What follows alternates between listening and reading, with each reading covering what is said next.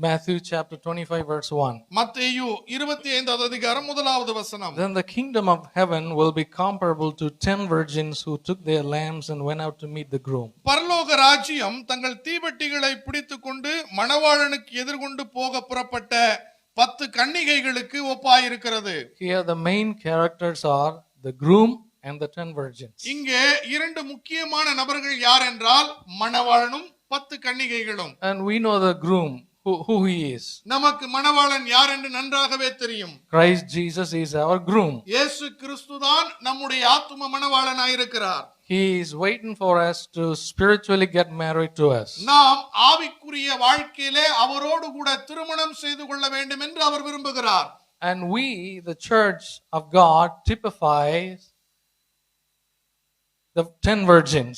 நாம் அல்லது சபையானது 10 கன்னிகைகளாக கிறிஸ்துவுக்கு ஏற்ற மணவாட்டிகளாக ஒப்பிடப்பட்டிருக்கிறது. Here in Matthew chapter 25 verse 1 we read that there were 10 virgins.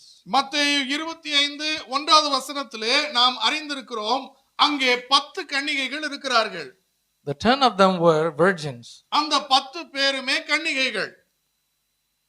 True church of God. தேவனுடைய உண்மையான சபை. The Bible doesn't say 5 were prostitutes and 5 were virgins. 5 பேர் விபச்சாரிகளாய் இருந்தார்கள், 5 பேர் தான் கன்னிகைகளாய் இருந்தார்கள் என்று வேதம் சொல்லவில்லை. 10 of them were pure virgins. அந்த 10 பேருமே மணவாளனுக்காக ஆயத்தமாய் இருந்த கன்னிகைகளாய் இருக்கிறார்கள். The 10 virgins had been undefiled. இந்த 10 பேரும் பரிசுத்தமாய் இருக்கிறார்கள். The 10 virgins had been pure. இந்த 10 பேரும் சுத்தமாய் வாழ்கிறார்கள். The 10 virgins had been blameless. இந்த 10 பேரும் குற்றம் சாட்டப்படாதவர்களாய் இருக்கிறார்கள். The 10 virgins had been so faithful to God. இந்த 10 பேரும் தேவனுக்கு உண்மை உள்ளவர்களாய் இருக்கிறார்கள். The 10 virgins had been so upright in their lives. இந்த 10 பேரும் தங்களுடைய வாழ்க்கையிலே உண்மை உள்ளவர்களாய் இருக்கிறார்கள். The 10 virgins had been spotless. இந்த 10 பேரும் தங்களுடைய வாழ்க்கையிலே எவ்விதமான கரைகளும் இல்லாதவர்களாய் இருக்கிறார்கள். The 10 virgins had been so holy for the Lord. இந்த 10 பேரும் தேவனுக்காக மிகவும் பரிசுத்த வைராக்கியம் கொண்டவர்களாய் இருக்கிறார்கள். And the 10 virgins had been unworldly. இந்த 10 கன்னிகைகளும் உலகத்தை சார்ந்தவர்களாய் இல்லாமல் தேவனை சார்ந்தவர்களாய் வாழ்கிறார்கள்.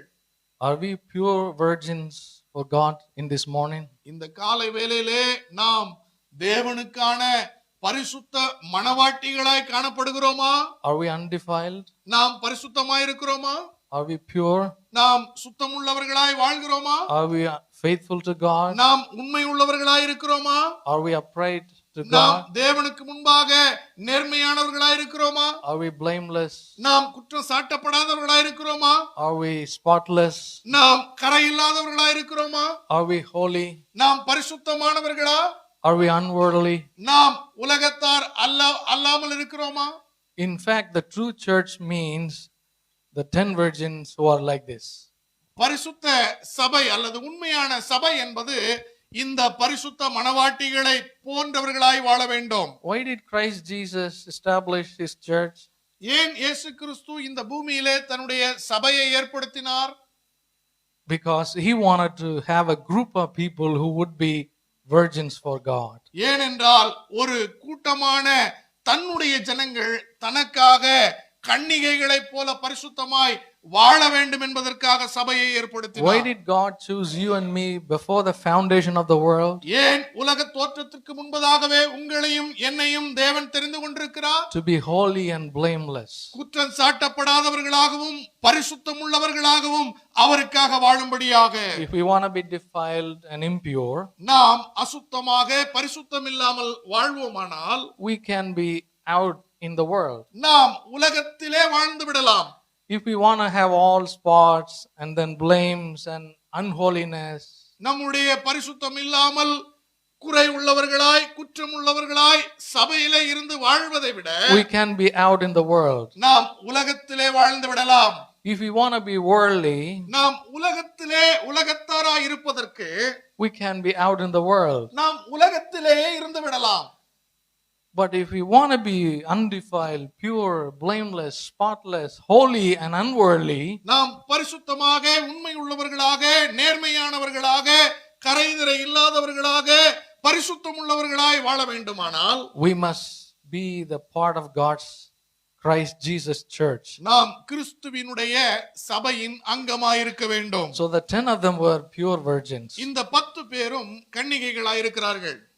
When Paul the apostle wrote to the Corinthians, அப்போஸ்தலனாகிய பவுல் கொரிந்திய சபைக்கு எழுதும் பொழுது 2 Corinthians chapter 11 verse 2, 2 கொரிந்தியர் 11வது அதிகாரம் 2வது வசனத்தில் சொல்லுகிறார், for I am jealous for you with a godly jealousy, for I betrothed you to one husband, so that to Christ I may present you as a pure virgin. நான் உங்களை கற்புள்ள கன்னிகையாக கிறிஸ்து என்னும் ஒரே புருஷனுக்கு ஒப்பு கொடுக்க நியமித்தபடியால் உங்களுக்காக தேவ வைராக்கியம் கொண்டிருக்கிறேன். See the burden Paul the apostle had in his life. இங்கே அப்போஸ்தலனாகிய பவுலனுடைய இருதயத்தில் இருக்கிற ஒரு பாரத்தை பாருங்கள். Paul the apostle had a burden that all his church members must be pure virgins. அப்போஸ்தலனாகிய பவுலனுடைய இருதயத்தின் பாரம் என்னவென்றால், அவனுடைய சபையில் இருக்கிற எல்லா மக்களும் கிறிஸ்துவுக்காக பரிசுத்தமான கன்னிகைகளாய் வாழ வேண்டும்.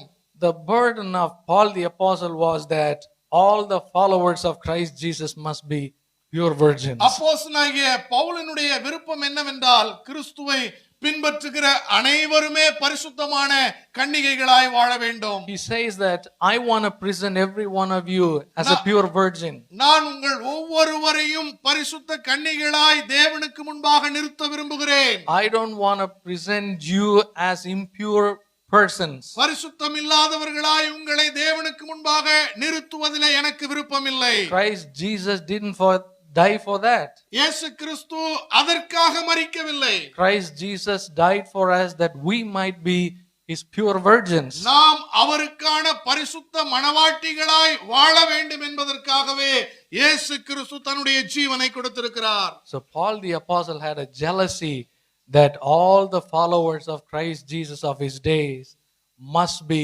pure virgins. ஆகையினால தான் அப்போஸ்தலனாகிய பவுல் தன்னுடைய வாழ்நாளிலே வாழ்கிற சபையை பார்த்து சொல்லுகிறார், நீங்கள் அனைவரும் கிறிஸ்துவுக்கென்று பரிசுத்த மணவாட்டிகளாய் காணப்பட வேண்டும்.